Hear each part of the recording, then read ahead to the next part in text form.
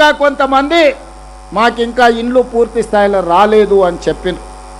నేను ఈ వేదిక మీద నుంచి మా గృహ నిర్మాణ శాఖ మంత్రి గారికి సంబంధిత అధికారులకు నేను ఆదేశాలు ఇస్తున్నా. ఈ తెలంగాణ రాష్ట్రంలో తండాలలో గూడాలలో ఉండే ఆదివాసీ బిడ్డలకు 100% ఇందిరమ్మ ఇండ్లు ఇవ్వాలి.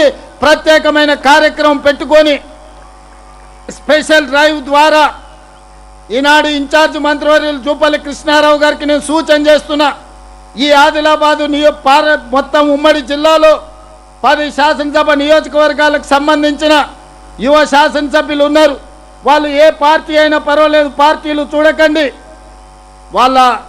లేకపోతే వాళ్ళు ఎవరితో ఉంటున్నారో చూడకండి. నా సూచన ఒక్కటే, ఇక్కడున్న వేదిక మీద ఉన్న ఇతర పార్టీల శాసనసభ్యులకు కూడా నా సూచన ఒక్కటే, మీ నియోజకవర్గాలలో ఏ గూడెంలో కూడా పేదోడు గుడిసెల ఉండొద్దు. గుడిసెల లేని ఆదిలాబాదు జిల్లాను నేను చూడదలుచుకున్నా. పార్టీలకు అతీతంగా నేను శాసనసభ్యులకు సూచన చేస్తున్నా. ఎన్నికలు వచ్చినప్పుడు ఎన్నికల్లో కొట్లాడుకుందాం. ఎవరిని గెలిపిస్తారో ఎవరిని ఓడిస్తారో ప్రజలే న్యాయ నిర్ణేతలుగా నిర్ణయం తీసుకుంటారు.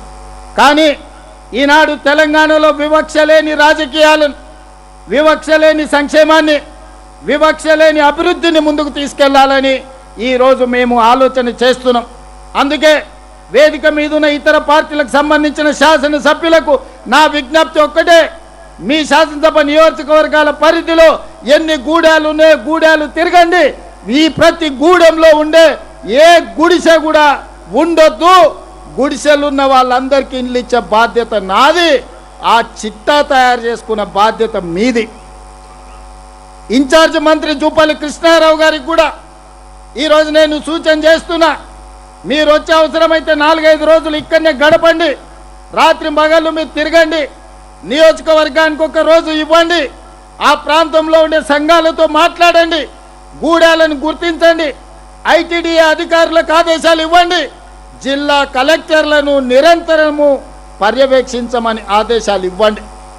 సంవత్సరం తిరిగే లోపల ఆదిలాబాదు జిల్లాలలో ఉండే గూడాలలో ఒక్క గుడిసె కూడా ఉండడానికి వీల్లేదు. వాళ్ళకు అవసరమైన అన్ని ఇండ్లను మంజూరు చేసే బాధ్యత రాష్ట్ర ప్రభుత్వం తీసుకుంటుంది. దానికి సంబంధించిన నిధులను తల తాకట్టు పెట్టైనా తీసుకొచ్చి ఇండ్లు కట్టుకునే వాళ్లకు నిధులు ఇచ్చే బాధ్యత నేను తీసుకుంటా.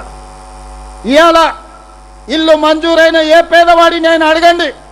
పని పూర్తయిన ఎంబడే వాళ్ళ ఖాతాలలో నగదు పడుతుందా లేదా మీరు ఆలోచన చేయండి.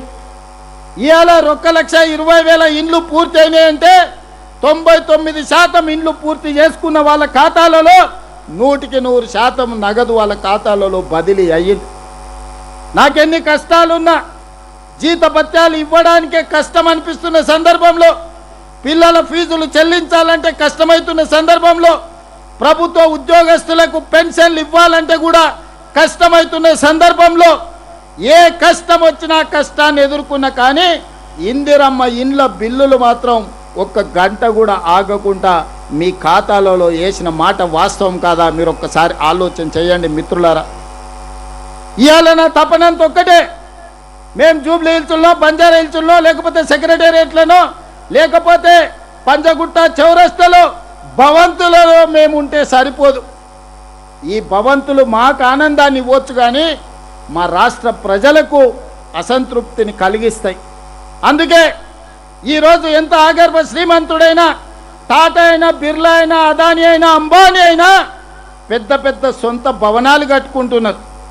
ఈరోజు అదానీ అంబానీకి వాళ్ళ స్థాయికి తగ్గట్టు ఇండ్లు ఉంటే ఈరోజు మా ఆదివాసీ బిడ్డలకు వాళ్ళ ఆత్మ గౌరవం కోసం ఇందిరమ్మ ఇండ్లు ఉండాలన్నదే ఈరోజు మా ప్రభుత్వం యొక్క ఆలోచన. అందుకే మిత్రులారా, ఈనాడు గతంలో ఇచ్చిన 4.5 లక్షలల్లో 1,20,000 ఇండ్లను 13 నెలలు పూర్తయ్యే లోపల ఈనాడు ప్రారంభోత్సవం చేసుకున్నాం. మళ్ళొక మాట చెప్పదలుచుకుని ఇవాళ సెప్టెంబర్ 17, 2026 నాడు ఇంకొక 1,00,000 ఇండ్లకు గృహప్రవేశాలు చేయడానికి సంపూర్ణమైన ఏర్పాట్లు చేస్తాం.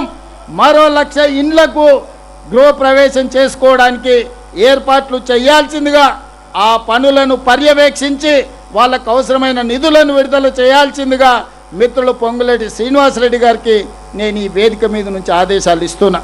మిత్రులారా, ఈరోజు అదనంగా ఈరోజు మీరందరూ సంతోషంతో రాష్ట్రంలో ప్రజలందరూ ఇల్లు రాని నిరుపేద